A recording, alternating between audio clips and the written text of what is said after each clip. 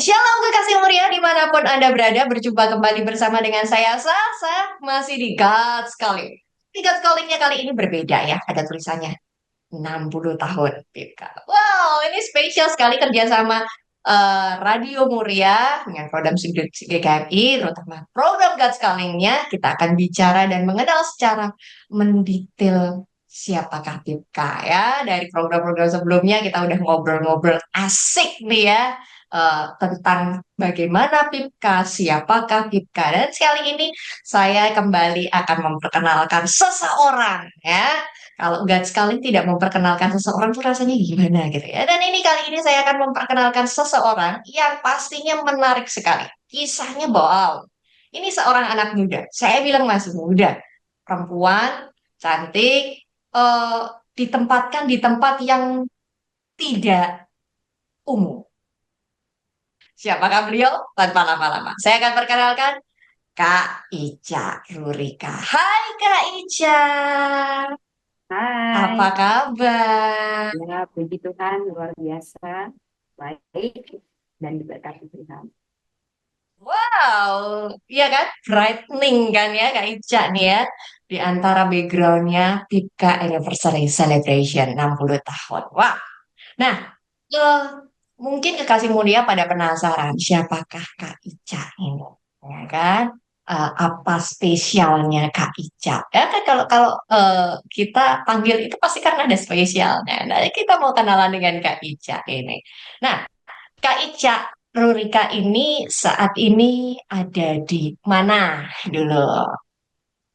Ya, saya sekarang ada di Sibau, ya, Kabupaten Kapuasulu di Provinsi Kalimantan Barat.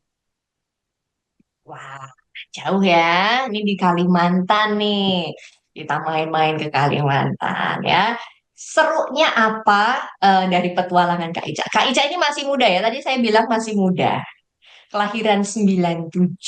Jadi sekarang umurnya 28 tahun. Masih gadis. Ya.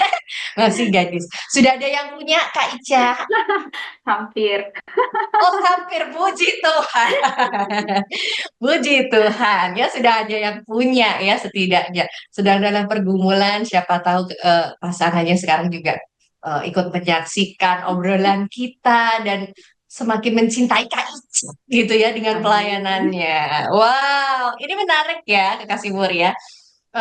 Kak Ica di 28 tahunnya ini sudah menjadi asisten ibu asrama. Pelayanan Kak Ica nih menjadi ibu asrama nih ya. Kak Ica tuh sebetulnya jadi asisten ibu asrama tuh udah berapa lama sih Kak? Kurang lebih 3 tahun, karena saya di sini sudah 4 tahun dan 1 tahun Mhm, itu ada di pedalaman dan tiga mhm. tahun belakangan ini tinggalnya di asrama. Oke, mungkin pada tanya ya asrama apa sih? Ya. Nah, boleh dong Kak Ica ceritain. Ini asrama namanya apa? Terus asrama buat siapa? Supaya kekasih mulia tahu nih apa yang sebetulnya dikerjain sama Kak Ica. Boleh dong Kak Ica?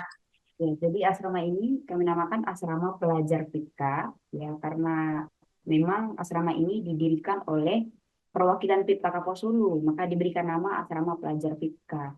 Nah, anak-anak yang tinggal di asrama ini adalah mulai dari SMP sampai kelas 3 SMA. Memang pernah sih ada yang tinggal juga dari kelas 4 SD, tetapi sekarang nggak pernah terjadi lagi. Sekarang mulai kelas 1 SMP sampai kelas 3 SMA. Menarik ya. Nah, itu rata-rata memang semua dari Kapuas Hulu atau sebetulnya dari daerah-daerah lain sih, Kak?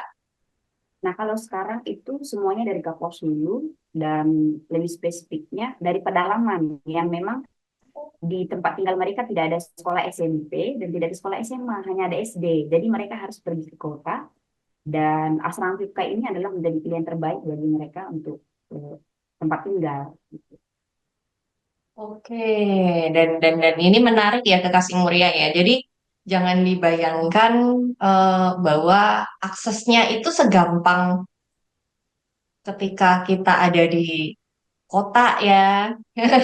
Ini situasinya tuh kata Kak Ica, posisinya si asrama ini pun sebetulnya di kecamatan ya Kak ya. Di sini sih kita sebut kecamatan ya karena kita bukan provinsi ibu kota, tetapi bagi di sekitar kita ini memang inilah yang paling kota karena nggak ada kota yang lain karena memang pedalaman seperti ini. Tetapi ya Oh, lumayan ramai dan tempat asrama PIPK ini lokasinya memang sangat strategis karena sangat dekat dengan sekolah-sekolah, baik sekolah negeri dan sekolah swasta dan juga tempat-tempat perbelanjaan dan juga kantor-kantor. Itu ada di sekitar oke. kita, maka ini menjadi pilihan yang paling tepat bagi anak-anak pedalaman gitu. Karena mudah diakses, jadi ketika tinggal di sini tidak membutuhkan kendaraan lagi untuk pergi ke sekolah, cukup jalan kaki karena sangat dekat dengan sekolah. Oke, jadi ada banyak sekolah ya Kak. Ada berapa sekolah sih Kak di sekitar situ? Kalau SMA sih eh, ada 3 ya yang paling dekat. Jadi ada SMA Hmm. Negeri 1, ada SMA Kristen Setia, ada Karya Budi. Gitu. Hmm, Ada SMP oke. Negeri 1, ada SMP Negeri 5, ada SMP Karya Budi dan Kristen Setia. Dan Oke. kalaupun misalnya yang lebih jauh itu masih terjangkau dari tempat ini. Dan banyak juga anak-anak yang tinggal di sini yang bawa kendaraan dan masih bisa dijangkau dari tempat ini. Cukup Oke. strategi.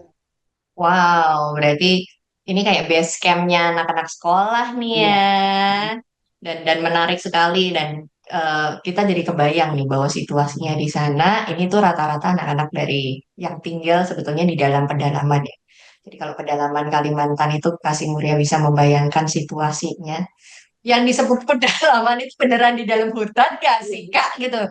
Benar, beneran. Karena memang nggak ada listrik, nggak ada jaringan. Maka anak-anak yang tinggal di sini, kalau sudah tinggal di asrama untuk komunikasi dengan orang tua saja itu sulit. Karena memang tidak ada jaringan sama sekali. Dan tidak ada listrik, ya memang masih sangat pedalaman begitu. Hanya beberapa saja yang bisa akses ke rumah mereka karena sudah ada jaringan dan itu pun sangat jarang sekali. Wow. Oke, wah ini menarik banget ya. Kita udah tahu nih latar belakang Kak Ica nih ya. Dia nih sekarang tinggalnya di mana. Tetapi nggak asik kalau kita nggak ngebahas tentang God Calling-nya ya. Kita kenalan sama Kak Ica lebih jauh yuk ya. Nah, siapakah sebenarnya Kak Ica? Dari mana asalnya? Kok bisa sih tiba-tiba berangkat ke Putus Sibau, ditempatkan di Kapuas Hulu pula, jadi ibu asrama pula. Nah, pasti ada journey-nya dan kita mau belajar bersama-sama bersama dengan Kak Ica dari pengalaman Kak Ica. Oke?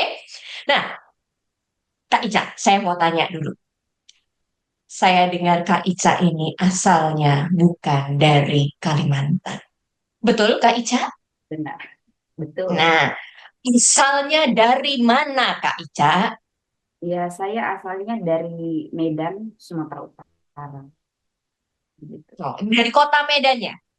Jadi saya sebelum berangkat Kalimantan tinggalnya di kilometer 8 Padang Bulan, Jalan Jamin Ginting, Sumatera Utara, di pusat kota Medan, itu di Padang Bulan. Orang kota ya. Orang kota nih. Nih, spesifikasinya orang kota nih, gitu kan. Nah, tetapi yang menarik adalah begini, Kak Ica. Diutus ke sebuah pedalaman bukanlah hal yang sederhana untuk orang kota. Dan saat itu, Kak Ica kan dikirim masih usia yang muda, Ya, ya kan? Mungkin 23, 24 nih ya. Nah, saya mau tanya dulu, perjalanan rohani Kak Ica sampai Kak Ica menerima panggilan Tuhan. Kak Ica tuh dulu lahir barunya memang udah dari kecil Kristen nih, ikut Yesus, tuh sebetulnya ada sebuah perjumpaan pribadi yang Kak Ica alami iya, justru di masa-masa tertentu. Sehingga membuat Kak Ica, oke, aku mau melayani Tuhan. Aku siap dikirim ke sebuah tempat yang tidak nyaman. iya. Saya memang terlahir sebagai seorang Kristen, tetapi bukan seorang yang percaya, gitu ya. Jadi saya sejak lahir adalah seorang Kristen, tapi bukan seorang yang percaya, gitu. Jadi saya menerima Yesus itu pada waktu saya lulus SMP, gitu. Karena ada sebuah perjalanan, ya sedikit cerita latar belakang. Jadi saya mulai kelas 2 SD itu tidak tinggal bersama orang tua. Jadi saya tinggal bersama dengan kakek dan tante. Oleh tante ini saudara perempuan dari bapak. Nah, karena tante ini tidak menikah gitu sampai tua, dan kakek ini sudah duda dan jadi dianggap tabu kalau tinggal serumah. Jadi dalam tanda kutip saya dikorbankan untuk menemankan mereka gitu. Jadi saya sampai tamat eh, SMP itu tidak tinggal bersama dengan orang tua. Nah, singkat cerita waktu eh, libur kenaikan sekolah gitu ya, mau naik ke kelas 3 SMP, mama saya dipanggil oleh Tuhan gitu. Di Oh, saat situasinya saya nggak sedang tidak tinggal bersama dengan orang tua dan itu membuat saya sangat terpukul dan sedikit kecewa gitu. Jadi saya pada waktu itu marah sama Tuhan. Saya bilang, kenapa Tuhan panggil mama mama saya gitu di usia yang saya katakan masih sangat kecil, tidak tinggal dengan orang tua. Ya saya merasa saya belum cukup mendapatkan kasih sayang dari orang tua, ya terkhususnya mama, tetapi sudah dipanggil oleh Tuhan dan itu membuat saya hidup dalam kemarahan. Dan mulai saat itu saya mengeraskan hati saya nggak mau pergi ibadah lagi, nggak tidak mau berdoa, tidak mau baca Alkitab, dan saya merasa Tuhan itu jahat untuk saya. Tuhan hanya baik bagi orang-orang tertentu gitu. Singkat cerita begitu sampai saya SMA gitu. Saya SMA, saya tamat SMA, lalu saya pergi berlibur ke Palembang ya, ke tempat Om ya, kakak laki-laki dari bapak saya. Dan pada waktu itu ada sebuah event di kampus yang akhirnya tempat saya kuliah gitu. oh, Namanya Kak itu Ica ini berarti kuliahnya di Palembang. ya di Palembang. Oke, Jadi oke. ada sebuah event untuk anak-anak muda yang diadakan oleh sekolah tinggi tersebut yaitu KPS, Kebaktian Pemuda se-Sumatera Selatan gitu. Jadi saya ikut dengan pemuda-pemuda eh, tempat om saya bergereja ini. Jadi saya ikut, ya sebenarnya saya ikut bukan karena ingin mencari Tuhan gitu ya. Senang-senang aja karena ramai pemuda-pemuda gitu ya saya ikut aja karena memang saya merasa hidup saya sedang lelah penuh dengan kekecewaan, kemarahan gitu. Jadi ya, saya ikut aja gitu. Nah, pada waktu itu saya masih ingat ya itu tahun 2015, temanya itu The Time is Near, waktunya sudah dekat gitu. Itu berbicara tentang akhir zaman dan di situ juga ada seminar-seminar dan juga konseling-konseling pribadi.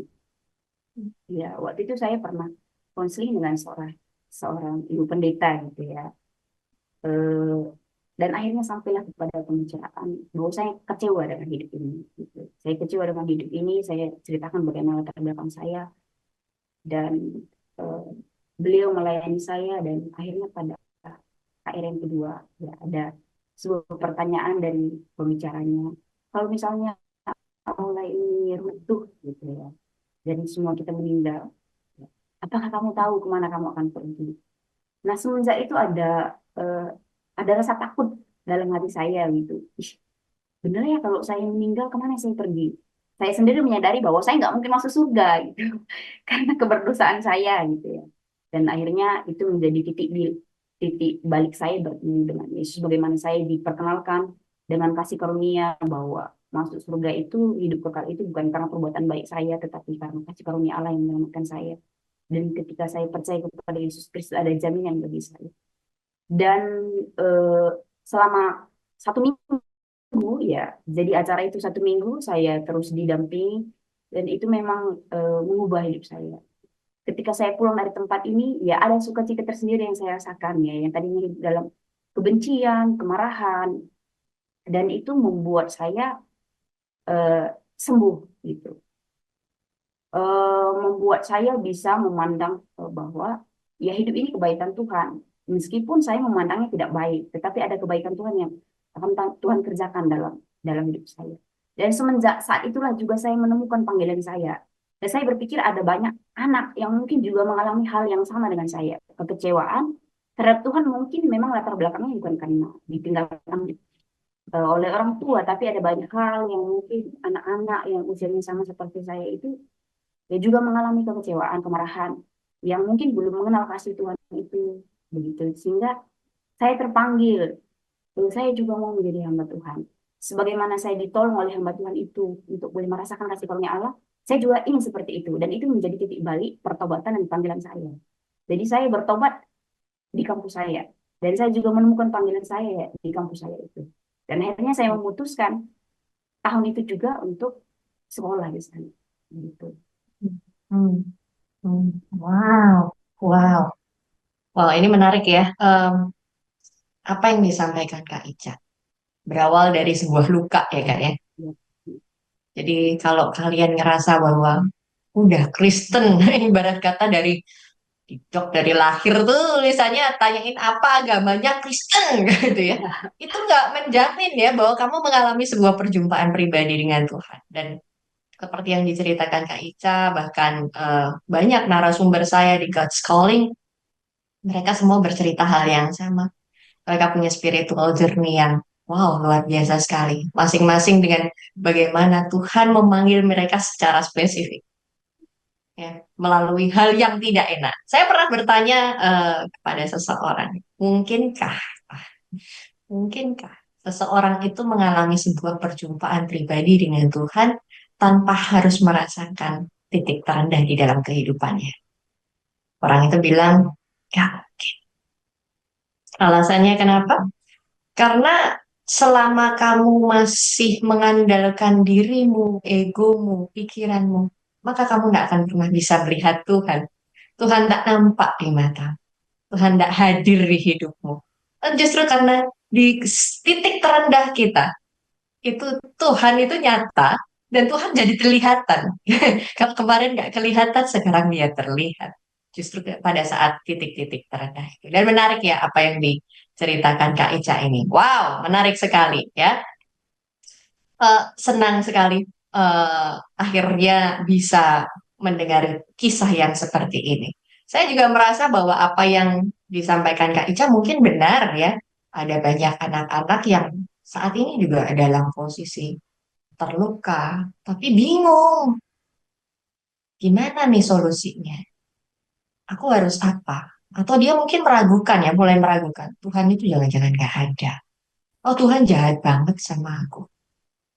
Tuhan nggak sayang sama aku. Mana katanya Tuhan murah kasih? Nggak ada Tuhan murah kasih. Mungkin saja ada yang berkata demikian. Nah, dalam perjalanan itu Kak Ica, apakah semulus jalan tol? Saya rasa tidak. Apakah dalam perjalanan menuju panggilan itu Kak Ica, semua berjalan baik-baik saja atau ada challenge apa yang sebetulnya membuat Kak Ica akhirnya greget? Enggak, aku harus menjalani panggilan ini. Ya, kalau ada tantangannya, pasti ada ya. Mulai saya dari kuliah ya, saya berpikir waktu saya terima Yesus, maka keluarga saya semua akan beres gitu. Semuanya akan baik-baik saja. Ternyata enggak gitu. Dan itu juga sewaktu saya menjadi mahasiswa itu menjadi sedikit apa ya, guncangan bagi saya. Saya berpikir, oh kok saya udah ikut Tuhan kok keluarga saya kok kayaknya nggak diurus juga gitu. Kok saya udah menyerahkan diri tapi kok keluarga saya sepertinya dibiarkan. Itu menjadi sedikit tantangan dan sampai akhirnya saya lulus kuliah dan ditempatkan di Kalimantan dengan berbagai tantangan di dalam pelayanan. Mulai saya di Pedalaman sampai hari ini, kok saya sepertinya merasa pernah berpikir bahwa aku kan sudah menjawab iya pada panggilan Tuhan. Aku kan sudah menyerahkan diriku. Tapi kok sepertinya Tuhan juga masih diam gitu. Tetapi ya eh, kalau saya mengalami itu tentunya tidak serta-merta saya lalu meninggalkan panggilan, tetapi saya mengambil waktu pribadi dengan Tuhan, saya berdoa.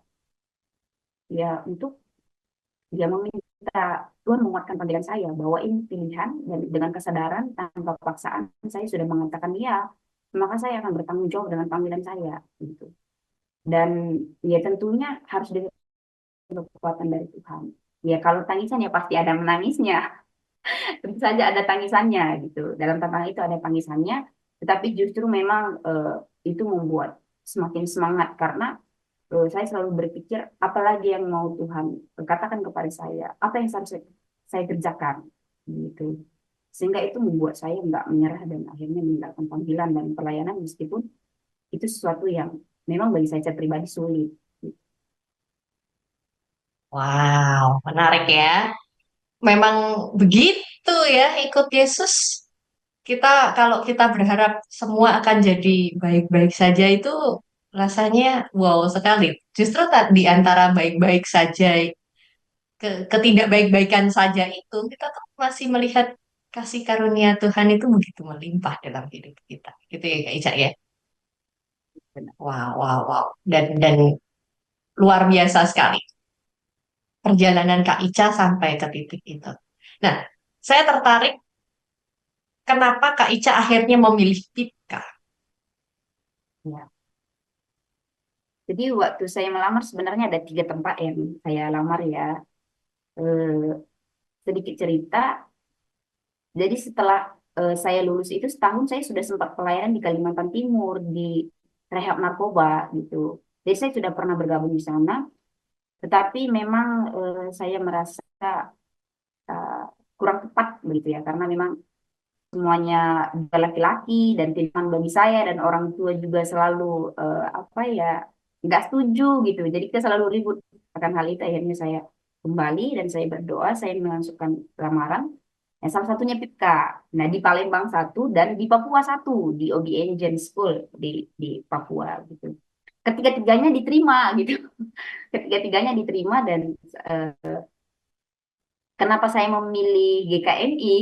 Karena banyak alumni-alumni eh, kami yang ada di GKMI saya tanya-tanya gitu. Dan akhirnya saya putuskan untuk memilih GKMI. Nah, yang semakin meneguhkan saya adalah 3 bulan saya dimuridkan di GKMI Kisaran dan saya semakin mengenal bagaimana pelayanan di GKMI ya, bagaimana penginjilan GKMI dan bagaimana pemuritan di GKMI ya. Dan apa juga yang saya terima ketika saya dimuridkan di sana itu membuat saya memang semakin meyakini bahwa saya juga punya panggilan yang sama dan saya menetapkan hati saya di GKMI. Dan setelah dimuridkan itu lalu eh, pimpinan berbicara kepada saya bahwa saya akan ditempatkan di Kalimantan. Ya, saya katakan iya karena memang saya sudah yakin. Gitu. Saat itu sebetulnya udah nggak pakai tawar-tawar lagi ya Kak ya. Iya, nggak Jangan pakai di tawar-tawar. Kalimantan deh gitu. Ke tempat lain deh gitu. Gitu gak sih Kak? Enggak, Apa udah pasrah aja? saya langsung bilang iya. Karena memang selama 3 bulan itu saya dibekali begitu banyak oleh Ibu Pendeta Sukalena yang menjadi mentor saya dan itu memang benar-benar meneguhkan panggilan saya. Bagaimana juga beliau bercerita tentang panggilannya sampai eh, dari zaman pertama kali ya dia melayani hanya 1 orang sampai gerejanya menjadi besar yang penuh tantangan itu menjadi eh, peneguhan bagi panggilan saya. Jadi itu yang membuat saya berani mengatakan iya, meskipun saya belum tahu situasi di sini karena memang jujur saja waktu saya ditempatkan di sini ini di luar dari ekspektasi saya sebenarnya. Saya pikir eh, tempat pelayan saya seperti di Pontianak gitu. Pontianak kan kotanya yang besar dan segala macam. Saya nggak tahu kalau akhirnya saya ditempatkan di pedalaman yang eh, nggak ada listrik, nggak ada jaringan, yang mandinya harus di sungai dan segala macam ya. Yang kehidupan masyarakatnya masih primitif. Saya benar-benar tidak menduga sama sekali.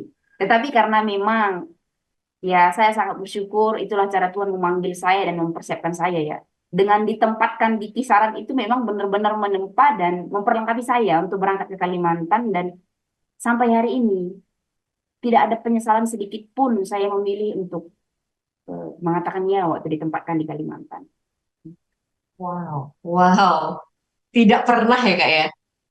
Tidak pernah menyesal Tidak ya? pernah menyesal ya meskipun apa ya pernah menangis karena tantangan-tantangan tetapi saya nggak pernah menyesal dan akhirnya berniat untuk saya pergi aja. Mundur.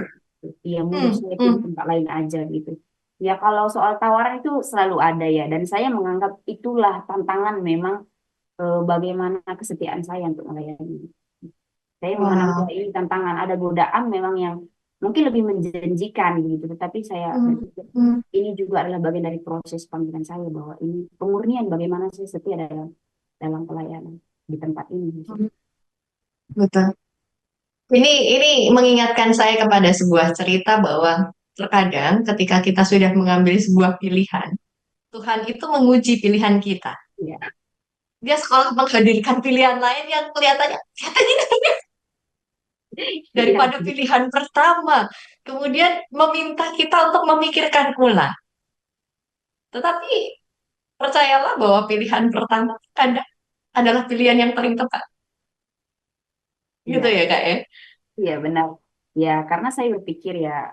eh, Dimanapun tempat pelayan, mau di kota, mau di desa, di pedalaman, tempat yang mungkin kita lihat sekilas nyaman, Saya percaya tidak ada tempat pelayanan yang tidak memiliki tantangan. Ya. Selagi pelayanan itu kita lakukan ya berdasarkan kebenaran, pasti ada tantangan. Kalau tidak ada tantangan, maka sebenarnya dipertanyakan pelayanan yang sedang kita lakukan. Kalau semua orang menerima tidak tantangan sama sekali, jangan-jangan kita sebenarnya bukan pelayanan gitu. Hmm, hmm. Wow, wow, betul sekali ya. Jadi kalau sebetulnya dimanapun kita ditempatkan, itu pasti pasti ada tantangannya. Jadi kita menghindari satu lubang, kita akan ketemu dengan lubang yang lain. Iya, benar. Itu benar sekali. Nah, ini mungkin sebagai gambaran aja deh, Kasih Muria ya. Seberapa jauh sih Kak, Kakak tuh ditempatkan di pedalaman, ya kan? Eh, karena kita dari tadi ngomong pedalaman, pedalaman. Ini pedalaman kita udah tahu ya di dalam hutan, ya kan? Nah, ini Kak Ica ini ditempatkan di dalam hutan ya guys. Terus dalam hutannya tuh seberapa jauh dari titik terang? Jadi terang dalam artian kota deh gitu ya, tempat yang ramai deh, yang dibilang nggak primitif deh. Itu seberapa jauh sih Kak?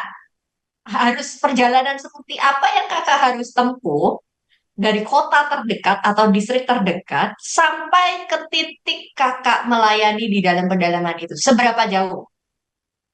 Kalau dari karena titik yang ramai yang tidak primitif itu ya tempat saya tinggal sekarang ini, Oke. Pitu Sibau. Nah, jadi kalau Hmm. dari Pitu Sibau, tem- tempat saya pelayanan dulu itu namanya itu Dusun Sungai Umbin.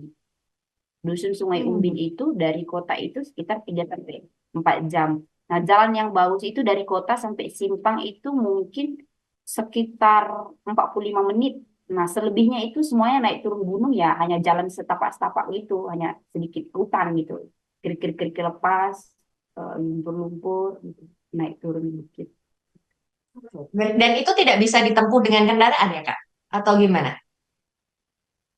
Motor saja yang bisa. Dan itu pun ya Oh. kita lebih banyak jatuh, dorong, dan segala macam. Karena memang jalannya nggak baik ya, tidak baik. Jadi melewati hutan itu ya. Jadi berjalannya di tengah hutan. Iya, benar di tengah hutan yang memang eh, tidak ada pemukiman penduduk sampai di desa tempat kita tinggal di dusun itu. Karena memang Hmm. perjalanannya sangat jauh ya. Maka kita memang keluar waktu saya tinggal di pedalaman itu keluarnya waktu sebulan sekali awal bulan karena awal bulan itu adalah pertemuan hamba Tuhan. Ya tempatnya di Butuh Sibau. Jadi itu kesempatan kita untuk saling menguatkan, saling berdoa, pertemuan sebulan sekali. Dari sebulan sekali itulah kita pergi ke kota sambil membeli bahan-bahan makanan untuk 1 bulan ke depan gitu. Hmm. Nah, Kak, itu kan tadi kan baru perjalanannya ya. Ini saya semakin tertantang untuk menanyakan sesuatu di dalam hutan. Sebetulnya apa sih yang kakak hadapi di dalam hutan? Seperti apa sih kak di dalam hutan itu gitu loh? Tinggal di sana tuh seperti apa? Kan kakak, maksudnya kakak tuh tinggal di kota sebelumnya. Kemudian kakak, ini bukan camping ya, camping sehari 2 hari udah. Ini bertahun-tahun loh. Ini Kak Ica tadi cerita sama saya, dia 1 tahun di dalam hutan gitu loh. Keluarnya cuma sebulan sekali tadi kan ya, cuma di awal bulan. Nah, di dalam hutan itu kayak apa sih, Kak? Kan tadi nggak ada listrik, nggak ada jaringan, dikelilingi masyarakat primitif. How come mereka bisa set ke Kak Ica gimana? Eh, ya kalau bagi saya secara pribadi waktu itu memang ya, ini menjadi apa ya shock culture lah ya karena nggak terbiasa begitu dari budaya cara mereka hidup juga ya biasanya mandi di kamar mandi ini harus mandi rame-rame di sungai gitu ya. Yang kalau kita mau ke kamar mandi nggak ada kamar mandi gitu. Terus dari segi makanan juga, makanan-makanan yang mereka makan itu adalah makanan-makanan yang bagi kita nggak biasa dimakan. Segala rumput-rumput yang bagi kita itu adalah rumput liar, tapi itu menjadi makanan bagi mereka itu sempat membuat saya sedikit down ya, sampai sempat sakit gitu ya. Air yang kotor. Bagaimana kalau sudah jam 5 itu udah gelap semua karena memang hutan ya. Jam 5 sore itu sudah tidak ada kehidupan, udah suara jangkrik semua. Itu membuat saya sedikit stres karena memang belum terbiasa pada waktu itu.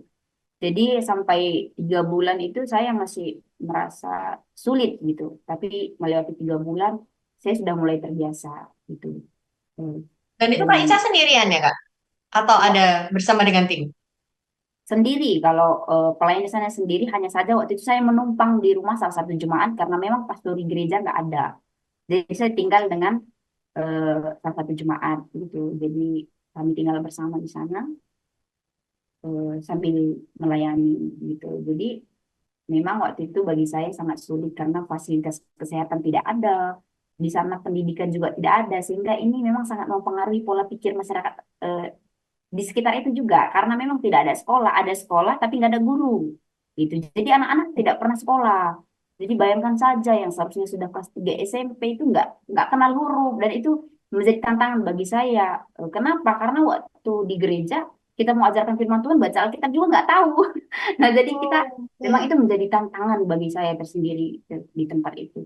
Tapi kalau soal Oke. penerimaan, memang saya benar-benar diterima gitu. Sebagai orang baru di situ disayang gitu. Dan itu Hmm. menjadi salah satu eh, alasan membuat saya itu bertahan di sana gitu. Karena ada orang-orang yang menerima saya meskipun saya, karena di desa itu semuanya itu satu suku gitu. Karena Dayak ini kan banyak suku ya. Jadi tempat Hmm. Hmm. tinggal saya ini, dia itu suku Pangin dan nggak ada orang lain yang bercampur. Hanya saya sendiri, orang yang berbeda. Tetapi puji Tuhan ya, saya bersyukur ya.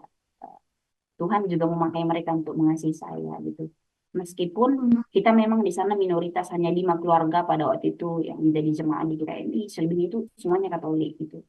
Tetapi orang-orang lain itu juga meskipun memang nggak ikut beribadah dengan kita, tetapi juga ikut mengasihi saya. Dan itu menjadi nilai Wah. plus bagi saya. Nah, seperti menerima sebuah keluarga baru ya Kak? Ya, benar. Di tempat perantauan yang jauh, yang sulit tempatnya, tetapi ada orang-orang yang peduli juga dengan kita, ya itu menjadi, Hmm. ya, membuat kita bersemangat, jadi bisa bertahan. Ya. Terkesannya kan kayak kemarin kakak seperti sedang berada di sebuah padang. Aku rasanya kehilangan keluargaku, aku nggak dekat dengan keluargaku. Tiba-tiba ada orang asing yang masuk ke dalam kehidupan Kak Ica, dan justru mereka sangat-sangat apa ya, terbuka, sangat-sangat mengasihi. Itu rasanya kayak warm sekali ya Kak ya, walaupun di pedalaman ya. Ya, benar. Wow, wow, luar biasa sekali. Nah, berarti apa yang dilakukan Kak Ica selain melayani ibadah di sana, apalagi yang dilakukan Kak Ica Ya, di karena pedalaman memang itu? saya melihat kebutuhan di desa itu adalah pendidikan, maka saya masuk jalur pendidikan pada waktu itu, meskipun bukan formal, tetapi Senin sampai hari Jumat itu saya dari pagi sampai siang itu mengajar anak-anak di sana, karena memang anak-anak di sana tidak ada guru ya. Jadi saya membagi, ya, jadi pagi hari mungkin saya belajar kelas 1, siang saya belajar kelas 2, begitu bergantian setiap hari saya lakukan. Dan itulah salah satu kenapa masyarakat di sana sangat menyayangi saya, karena saya memberikan les-les yang gratis, mengajari anak-anak mereka gitu. Lalu ya juga tentunya membangun persahabatannya, meskipun bukan jemaat, ya saya mau untuk berkunjung, mendoakan mereka. Kadang kalau mereka ke kebun begitu, saya ikut ke kebun mereka, bantu apa yang bisa dikerjakan, ya semampu saya tentunya ya. Jadi saya ikut untuk beradaptasi di sana, dan itu yang membuat penerimaan mereka memang sangat luar biasa. Dan akhirnya itu juga mempengaruhi sih, ada beberapa masyarakat di sana yang akhirnya memang ikut beribadah dengan kita. Ya memang kita tidak mengajak, tetapi mungkin karena hal tersebut, Melihat ya apa ya yang di Kak Ica melihat apa yang lakukan. kita lakukan, akhirnya mereka dengan sendirinya ya bertanya, boleh nggak kalau kami ikut ibadah di gereja ini? Hmm.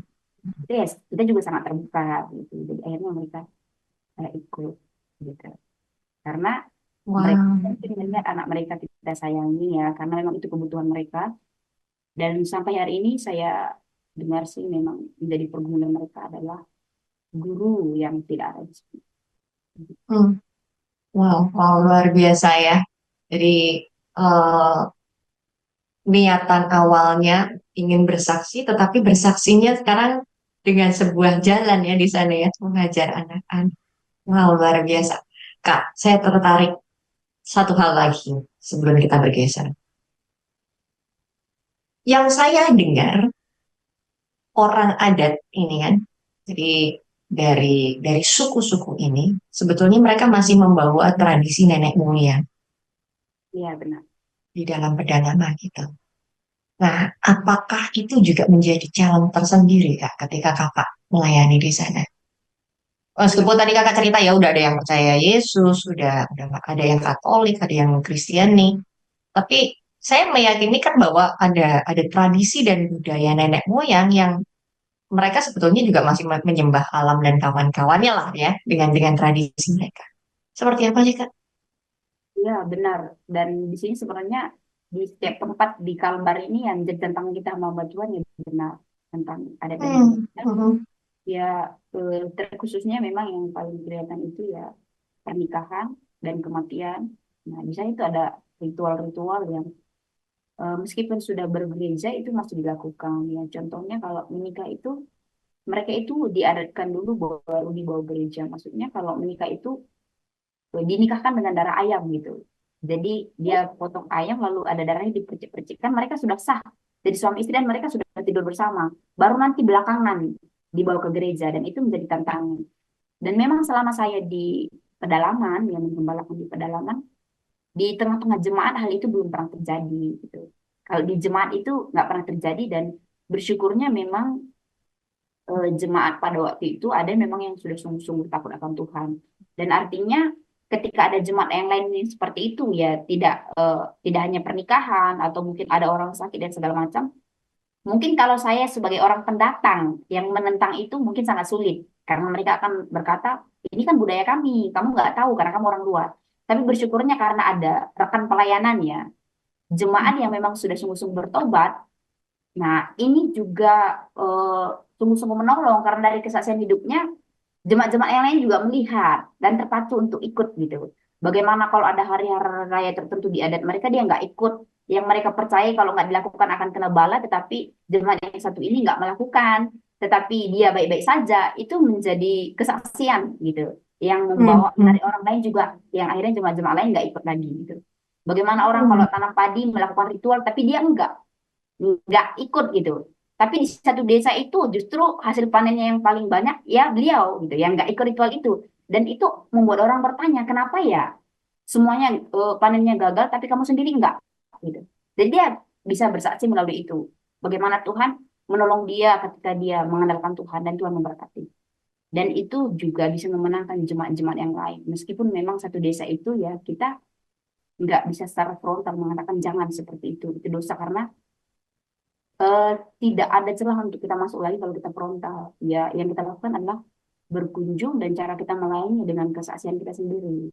Jadi mereka menonton apa yang kita lakukan dan mereka melihat bagaimana Tuhan memberkati kita dan mereka sendiri akan melihat gitu dan ikut. Dan itu saya rasakan selama di Sungai Umbin. Wow, luar biasa. Jadi kesaksian kita tuh terkadang tuh tidak perlu yang muluk-muluk ya Kak ya justru ya. Ya, Tapi jadi dari apa yang kita lakukan, tindakan dan perbuatan kita itu yang justru akan menjadi tolak ukur. Loh, kok aku begini yang udah begini kok tidak seperti kamu yang tidak melakukan adat gitu kan ya Kak ya. Nah, ya. Kak pernah nggak sih Kak? Ya, ini bergeser nih. Yang spooky-spooky datang tuh Kak di tengah-tengah hutan tuh. Datang ke Kak Ica. Eh, Mistis-mistis di dalam hutan. Itu ada nggak sih Kak? eh, enggak sih ya kalau secara itu belum pernah sih ya kalau cuman pernah aja sih di samping rumah itu mereka sedang, kalau di sini ada ritual namanya manang. Ya, ritual manang itu kalau ada orang sakit, jadi di tengah malam itu jam 12 mereka akan adakan ritual-ritual itu dan itu tepat di samping rumah. Memang pada waktu itu saya dan juga keluarga ya tempat saya tinggal itu karena kita tahu gitu mereka sedang mengadakan begitu ya kita berdoa juga di rumah gitu. Jadi rumah ini memang sangat berdekatan, paling jaraknya mungkin 1/2 meter gitu. Ini sangat dekat. Jadi mereka melakukan ritualnya, kita juga melakukan ibadah kita di rumah. Dan memang terasa sih ya, ada terasa ya seperti hawanya nggak enak gitu ya. Tetapi ya, ya karena kita bernyanyi, kita berdoa dan Ya sekali lagi proteksi itu juga Tuhan tetap ada ya. ya, ya Tuhan melingkupi kita lah, yang melindungi kita dari hal-hal seperti itu. Dan itu juga Oh, begitu. ya menjadi kesaksian sih bagi orang-orang di desa itu. Jadi setelah itu biasanya kalau ada orang sakit itu biasanya saya dipanggil gitu. Meskipun bukan jemaat di tempat kita itu dipanggil. Jadi mereka selalu Oh, memanggil akan saya, ya? mereka memanggil saya itu ibu pendeta gitu. Jadi dari ujung ke ujung itu meskipun bukan jemaat kita ya, saya nggak tahu terlepas mereka sudah percaya atau tidak percaya. Tetapi kalau mereka misalnya ada sakit gitu, biasanya mereka panggil, suruh doakan gitu. Dan saya rasa itu satu langkah awal yang baik ya untuk kita bisa memberitakan Injil kepada mereka. Karena bagi saya yang terpenting pertama adalah penerimaan.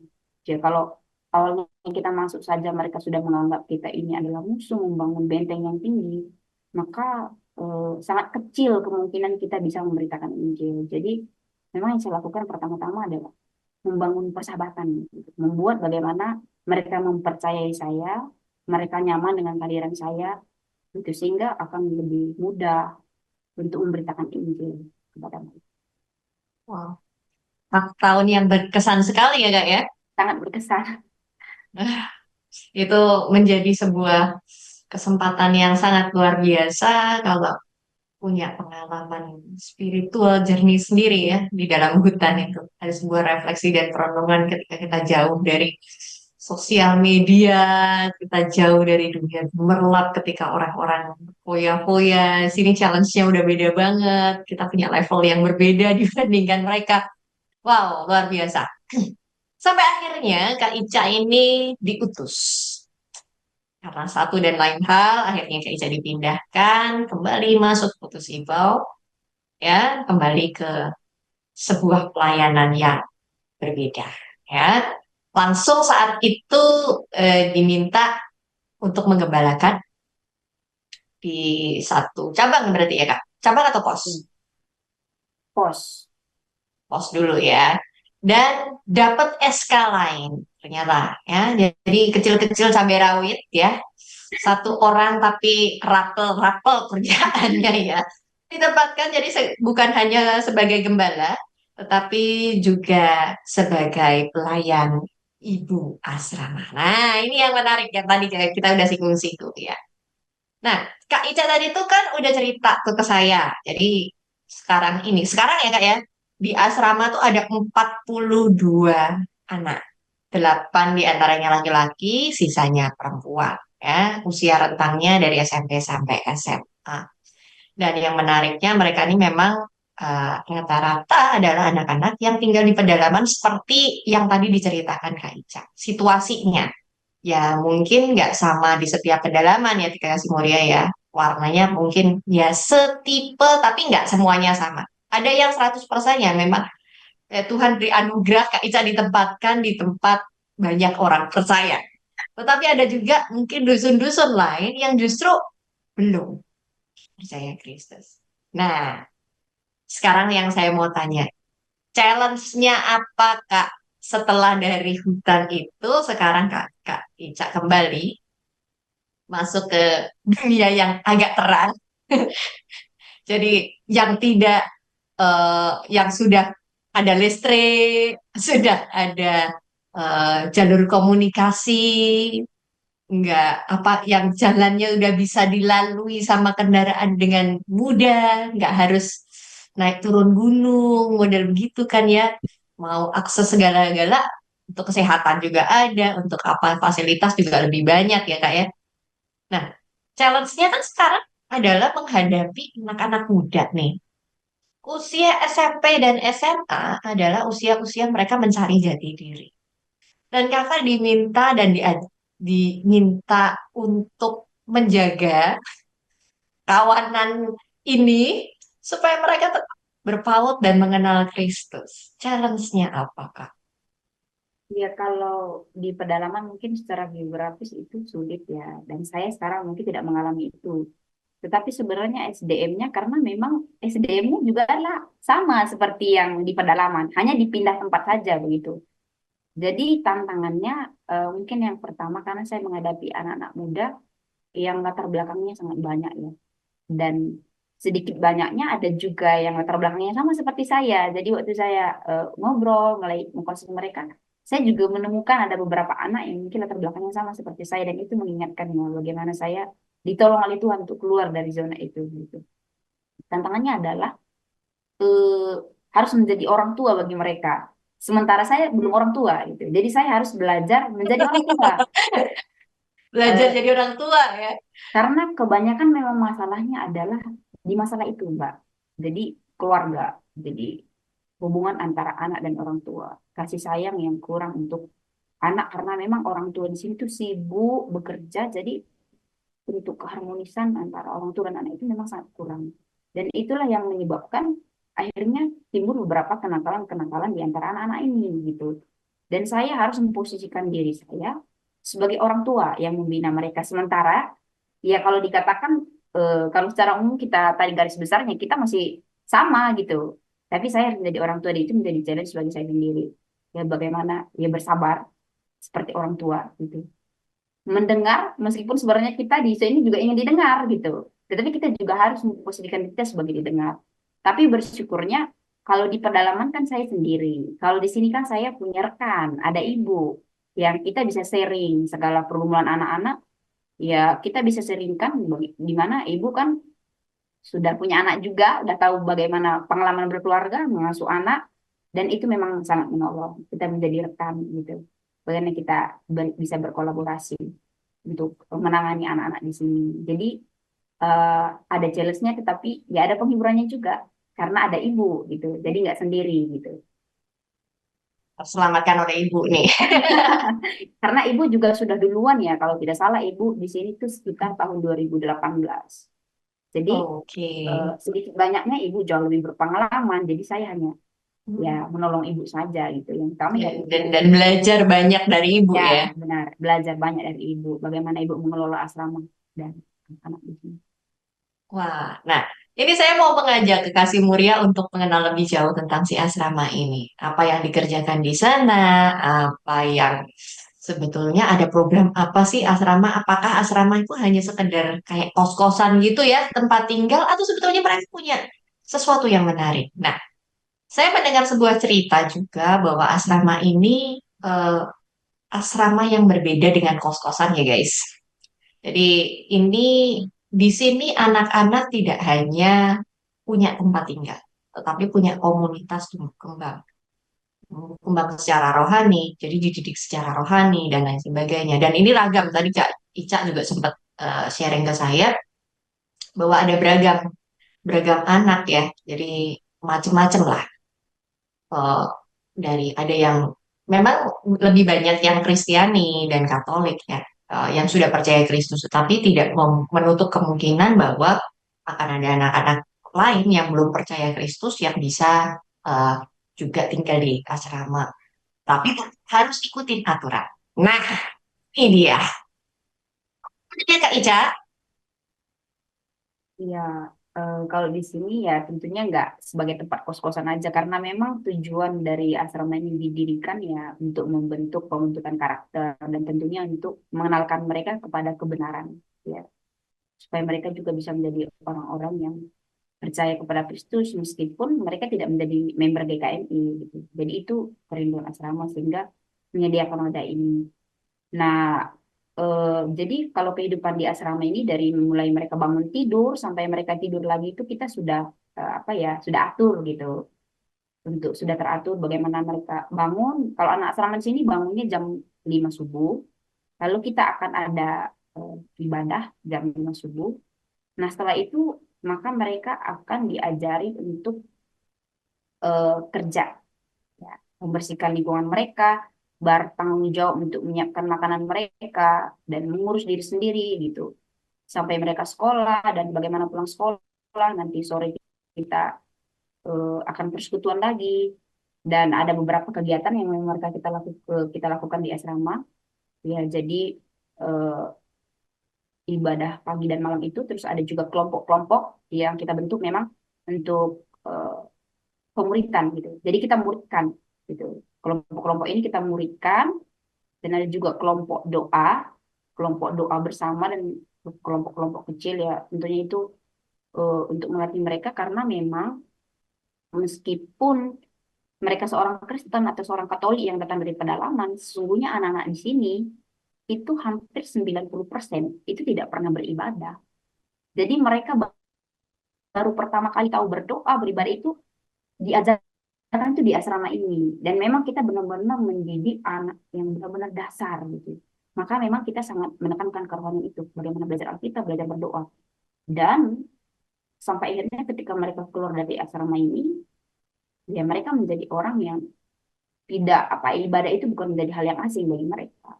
Dan mereka juga keluar dari sini menjadi anak yang beriman ya meskipun memang kita tidak apa yang memungkiri ada juga anak-anak yang sampai keluar ya nggak terima Yesus namanya hati ya kalau dia menutup hatinya begitu.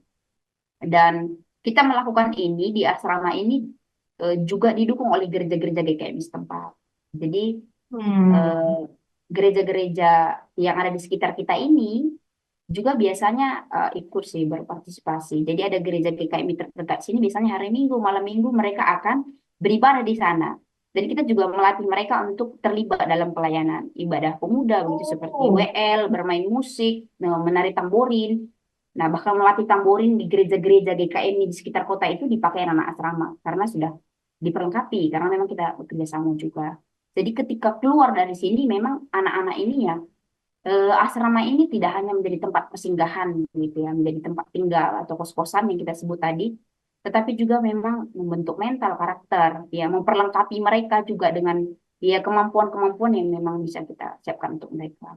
Dan tentunya membuka pemahaman mereka akan pentingnya pendidikannya. Karena memang kalau di daerah kita ini sangat minim sekali akan kesadaran pentingnya pendidikan sehingga orang rata-rata memang punya pendidikan SMP SD maka nggak heran bahwa orang tua pun nggak bisa baca dan itu juga adalah salah Hmm. satu semangat yang kita bagikan bagi anak-anak dan asrama nggak hanya memfasilitasi tempat tinggal tapi setelah SMA kita juga memikirkan ya semampu kita tentunya ya Mbak bagaimana kelanjutan anak ini jadi banyak juga anak-anak dari sini yang kita tolong gitu ya tentunya bergandengan tangan dengan gereja-gereja lain jemaat-jemaat yang lain yang punya akses jadi ada juga yang sudah kuliah ke Jawa nah, akhirnya berhasil ada juga yang menjadi hamba Tuhan menjadi guru agama Kristen sekolah di jurusan-jurusan yang lain ya rekan-rekan kita di sini berusaha lah untuk mencarikan beasiswa gitu atau sponsor yang bisa mendukung anak-anak pedalaman ini supaya sekolah dan sejauh ini sudah banyak anak yang akhirnya melanjutkan sekolah ya tidak hanya sekedar SMA tapi bisa sampai ke perguruan tinggi mendapat pekerjaan yang baik ya tentunya itu juga salah satu usaha dari asrama karena ini memang meningkatkanlah kualitas SDM di sekitar kita ini. Oh. Dan ini menarik sekali ya. Ternyata benar dugaan saya bahwa asrama ini bukan hanya sekadar sebagai sebuah tempat tinggal, tetapi lebih daripada itu, asrama ini sebagai sekolah plus plus. Sekolah plus plus ya. Kenapa sekolah plus plus? Ini mengingatkan saya dalam obrolan saya bersama dengan Ibu Mariati Barus. Beberapa waktu lalu, beliau bercerita juga bahwa gereja di sana punya asrama untuk anak-anak. Dan ini versi asrama plus plus juga ya, karena di sana ada pemuritan, kemudian ada mentoring, ada apa, dan anak-anak dibentuk secara karakternya dibentuk, identitinya dibentuk, jadi mereka menjadi anak-anak yang militan, sadar bahwa penting sekali kamu punya edukasi yang tinggi, kamu terdidik, itu penting. Kemudian, tetapi jauh lebih penting lagi kamu takut Tuhan, ya. Dikuatkan imannya, dikuatkan eh, apa fondasi dasarnya, ya. Mereka, saya teringat cerita Bu Mariati itu bagaimana anak-anak ini berani bersaksi dan bahkan tidak takut, ya, ketika mereka lantang menyuarakan tentang kasih karunia Tuhan. Dan itu juga yang ternyata muncul di sini, asrama yang ini ya. Asrama ini juga menyenangkan sekali dan kita percaya melalui asrama ini Tuhan juga bisa turut bekerja melalui anak-anak ini. Karena setidaknya mungkin ada pemulihan-pemulihan keluarga melalui anak-anak ini ya Kak Ica ya. Ya, Benar sekali. Jadi melalui mentoring ya, karena kami memang belajar dari Bu Pendeta Mariati juga ya. Jadi kami juga di mentoring oleh beliau. Jadi sedikit banyaknya kita juga belajar dari beliau. Jadi di dalam pemuritan ini memang ada banyak anak yang akhirnya terima Yesus, dan bersyukurnya memang ketika mereka pulang mereka menjadi bersaksi juga untuk memberitakan Injil itu, karena mereka sudah sadar ya bagaimana hidup mereka diubahkan, bagaimana dosa mereka bisa diampuni, memiliki kepastian keselamatan, dan itu juga yang mereka bagikan kepada orang tua mereka. Sehingga sekali lagi nggak perlu lagi kita yang mengatakan kepada mungkin sebagian dari mereka kan jemaat-jemaat di tempat kita juga mengatakan budaya yang begini tidak boleh, budaya yang begini tidak boleh karena ada rasa ketersinggungan karena kita orang luar. Nah sekarang anaknya yang akan mengatakan itu nggak boleh begitu loh ma, karena itu nggak sesuai dengan firman Tuhan. Yang ini nggak boleh loh karena ini dosa. Nah kenapa? Karena mereka sudah dimuridkan. Nah itu menjadi plus. Jadi kehadiran asrama ini juga sebenarnya membantu gereja-gereja cabang yang di pedalaman. Karena mereka akan menjadi murid-murid yang bersaksi. Karena mereka sudah diperlengkapi dan mereka sudah mengalami kasih karunia itu. Gitu. Jadi dampaknya sebenarnya sangat besar. Wow, wow. Ya, benar ya. Jadi terkadang simple ya, pemuritan sederhana kita ngomong tentang pemuritan-pemuritan. Ternyata kita tahu power of pemuritan. Discipleship itu, wow, that is a strong, apalagi untuk anak-anak. Terkadang orang-orang tua yang belum percaya aja, kalau anaknya percaya, anak-anak ini bisa dipakai Tuhan Ya, sebagai jalan untuk membawa kesaksian dan keselamatan untuk keluarganya. Bayangkan how powerful apa yang Kak Ica kerjakan bersama dengan ibu ya di asrama. Dan ini udah banyak lulusannya gitu ya. Jadi kalau yang bertanya-tanya, emang berapa sih? Kak Ica tadi kasih bocoran ke saya. Pernah ada sebuah data tahun berapa Kak Ica yang sampai 2017. 9 2017 ya? Ya, Ya, 2017. 2017 itu anak di asrama itu sudah menembus 90. Ya, hehehe, 90. Ini cuma 42 ya, jadi setengahnya. Jadi menanggung yang setengahnya. Tapi pernah ada dalam data dan berkas itu di tahun 2017 pernah asrama itu sampai menampung 90 anak. Bayangkan kalau anak-anak itu sekarang itu 2017 sudah jadi apa anak-anak itu sekarang? Dan berapa banyak yang dipakai sama Tuhan. Wow, that is a true God calling. Bagaimana Tuhan memakai orang-orang muda untuk menjadi alat bagi kemuliaan nama Tuhan. Dan dari spirit itu yang dibawa di ulang tahun Pipkah kali ini ya. Seperti yang ada di layar ya Kak. Ica itu ada tulisannya Compassion for the Generation. Ini sebuah tema yang diangkat oleh Pipka di ulang tahunnya yang ke-60 ini. Ini juga membawa spirit bahwa anak-anak muda juga bisa dipakai sama Tuhan dengan luar biasa. Bahkan kamu cuma butuh apa sih? Menyediakan diri. Ya, nanti Tuhan yang melengkapi. Karena kan kita kalau songong-songongan, aku udah bisa ini. Itu Tuhan, kamu tidak memberikan kesempatan buat Tuhan untuk berkarya di dalam kehidupanmu. Dan apa yang tadi kisah yang diceritakan Kak Ica dari awal. Satu hal, Kak Ica menyediakan diri untuk Tuhan. Ya, itu sebuah langkah yang besar sehingga Tuhan mau memperlengkapi dan memakai Kak Ica dengan luar biasa. Oke, Kak Ica, sebagai penutup. Kisahnya hari ini luar biasa. Apa yang disampaikan wow sekali. Apakah ada pesan dari Kak Ica buat anak-anak muda yang sebetulnya mungkin ada di posisi seperti Kak Ica yang mungkin ada di posisi aku galau, aku mau apa? Kira-kira Tuhan mau pakai aku apa enggak?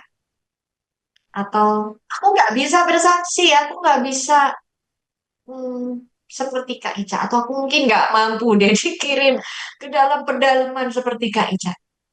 Adakah suatu pesan? Ya, kalau dari saya sih, ya tentunya dari pengalaman pribadi ya, saya juga pernah sih merasa apa sih aku gitu, nggak punya apa-apa juga gitu, merasa nggak mampu. Tapi satu hal yang selalu menumbuhkan saya bahwa cari dahulu kerajaan Allah dan kebenarannya, maka semua akan ditambahkannya kepadamu. Semua ini ya tidak terbatas ya. Waktu kita sudah mencari kerajaan Allah dan kebenarannya, ditambahkannya kemampuan, ditambahkannya hikmat, ditambahkannya kekuatan, dan segala sesuatu, ditambahkannya berkat. Dan itu mengikuti kita. Hanya satu, carilah kerajaan Allah dan kebenarannya. Jadi bagi anak-anak muda, ya bagi siapapun kita pelayan Tuhan, yang terpenting adalah mencari kerajaan Allah dan kebenarannya. Yang lain-lain itu datang mengikuti kita. Wow, carilah dahulu kerajaan Allah. That is a good. Wow, luar biasa. Wah, saya tercengang-cengang sekali dengan cerita Kak Ica. Saya belajar banyak sekali dari apa yang dikisahkan sama Kak Ica, membuat saya semakin tertantang ya. Yang saya ini terlalu banyak fasilitas. Yang di sini, halo. Kalau saya di sini yang banyak fasilitas tapi malas bersaksi, malas mengungkapkan kebaikan Tuhan, rasanya malu sekali. Ya, ini menjadi kecut sendiri buat kita yang seharusnya menikmati banyak kemudahan ya. Jangan merasa bahwa nggak mampu, aku nggak dikirim Tuhan, aku nggak dikaruniai Tuhan dengan kemampuan untuk bersaksi. No, bersaksi itu seperti yang tadi jadi ceritakan Kak Ica. Dengan melakukan saja kita bersaksi dong. Ya. Yang lain tadi ya, kisah di dalam pedalaman. Yang lain masih pakai adat. Yang satu keluarga ini nggak pakai adat. Tuhan berkatin lebih. Ya, itu mengingatkan saya pada kisah Daniel. Kisah Daniel di mana ketika yang lain diberi makanan raja, dia hanya mau jadi vegetarian. Tetapi ditemukan bahwa Daniel itu jauh lebih perkasa, jauh lebih hebat dibanding yang makan makanan raja. Itulah diri kita yang sesungguhnya. Kalau kamu mau dipakai Tuhan, gak butuh muluk-muluk, ya. Gak perlu kita bersaksi yang wah, kita harus ada di mimbar gitu ya Kak Ica ya. Ternyata hanya melalui kesaksian hidup kita saja sehari-hari itu juga bisa menjadi sebuah kesaksian alat buat Tuhan pakai kita bersaksi ya. Jadi wow luar biasa sekali. Oke Kak Ica ada pesan lagi nggak untuk teman-teman nih di hari ulang tahun PIPKA yang sudah mendekati ini? Apa pesannya Kak Ica? Ya, kalau pesan dari saya sih tetap semangat dalam pelayanan, ya tetap teguhkan panggilan, ya banyak tantangan, tetapi ada pertolongan Tuhan. Ya, jadi ada pergumulan, pasti ada pergumulan dalam pelayanan, tetapi Tuhan berjanji bahwa Tuhan tidak akan meninggalkan kita. Jadi sebanyak pun tantangan, jangan pernah meninggalkan panggilan, ya tetap setia pada panggilan, ya bersama-sama bergandengan tangan untuk memberitakan Injil sampai ujung-ujung bumi, supaya setiap orang yang belum percaya menjadi percaya kepada Kristus dan mereka boleh diselamatkan dan nama Tuhan kita dipermuliakan. Wow, luar biasa. Jadi jangan takut ya, karena kamu muda, kamu nggak seolah-olah nggak diperlengkapi. Yang diperlengkapi itu yang tua-tua, nggak. Yang muda pun diperlengkapi sama Tuhan. Hmm. Asalkan dia menyediakan diri. Thank you Kak Ica buat obrolannya hari ini. Wow, luar biasa sekali. Kita belajar banyak hal dari apa yang dikisahkan Kak Ica hari ini. Kita belajar tentang bagaimana Tuhan memulihkan keadaan ya yang dulu berantakan, rejected. Ternyata Tuhan juga bisa pulihkan. Dan bahkan dia pakai yang menolak dia ini. Ya, Kak Ica ini pernah menolak Tuhan loh. Tapi Tuhan justru pakai yang menolak itu dengan luar biasa. Thank you Kak Ica buat kesaksiannya, thank you buat sharingnya, semangat melayani lagi.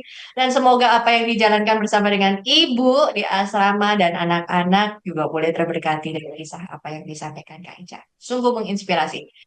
Nah, itulah akhir perbincangan saya bersama dengan Kak Ica Rurika yang saat ini ada di Asrama Air Putus Sibau ya, Kapuas Hulu, jauh di tempat sana. Ya mungkin Kekasih Muria juga belum pernah ke sana. Jadi kalau nanti misalnya Kekasih Muria mau ketemu sama Kak Ica nanti tak kasih nomornya ya. Ya, Boleh ya. siap. Berkunjung ke sana. Apa saja yang dikerjakan di sana mau lihat, mau sumbang sesuatu.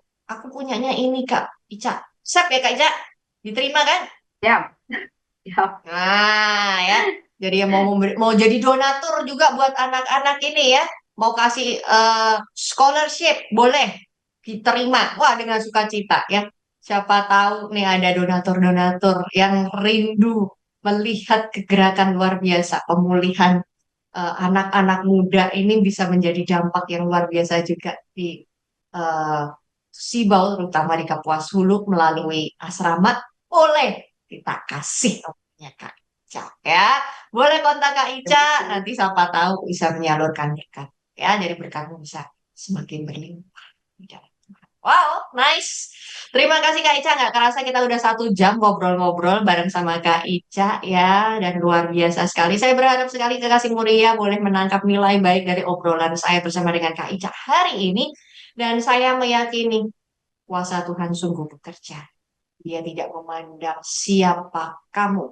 Cukup sediakan dirimu dan Tuhan yang akan perlengkapi selanjutnya. Terima kasih sudah bersama dengan saya selama kurang lebih 1 jam bersama dengan kita di God's Calling edisi spesial 60 tahun PIPK. Kita akan berjumpa lagi minggu depan. Sampai jumpa. Tuhan memberkati.